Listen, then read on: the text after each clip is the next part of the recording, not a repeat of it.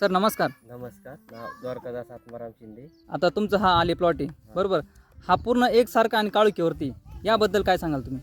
आता आमच्या गावात भरपूर आले लागवड केलेली आहे. हं. त्यांची बाकीचे जास्त प्लॉट नाही आहे. सॉईल चार्जर टेक्नॉलॉजी आहे. हं.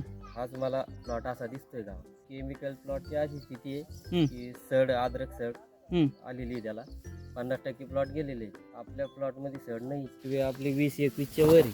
हं. ठीक आहे. ऊसावानीची डायरेक्ट वाढ. आता हे काय 3 ते 4 फूट आहे. 4 फुटापर्यंत. 4. खर्चामध्ये काय तफावत वाटते तुम्हाला? खूप फरक आहे. कारण की आता रासायनिक वाल्याची 1-1 लाखाला खर्च गेला. ना आपला किती खर्च झाला असेल वैदिक वरती? माझा आता लोक 25 लोक गेलो 4 महिने. 25,000. मधलं अंतर किती आपलं? 4.5 4.5 फूट आहे. पण हे पूर्ण मिळत आलेलं आहे. पूर्ण मिळालं. तर इथंच प्लॉट आहे आपल्या. त्याचं अंतर अजून मिळालेलं नाही. ऊसाच्या पानासारखं. ऊसाच्या पानासारखं बनलेलं आहे. केमिकल वापरत होते. हा. किती ॲव्हरेज निघायचं तुमचं? ते 80 ते 90. 80 ते 90. रासायनिक तर 200 लोक जायला पाहिजे यावर. डायरेक्टली 200 म्हणजे दुप्पट उत्पादन. हा. एवढा विश्वास का बरं तुमच्यामध्ये?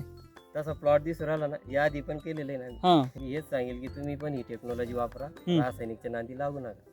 ओके. हा. म्हणजे आपला माल व्यवस्थित राहील. हं. भेव राहणार नाही की अद्रक सड येईल जाईल. हं. निश्चिंत राहील. आणि खर्चाबद्दल काय सांगाल तुम्ही? खर्चाची आपल्याला 70 ते 80% बचत होती बघा. ठीक आहे, धन्यवाद सर.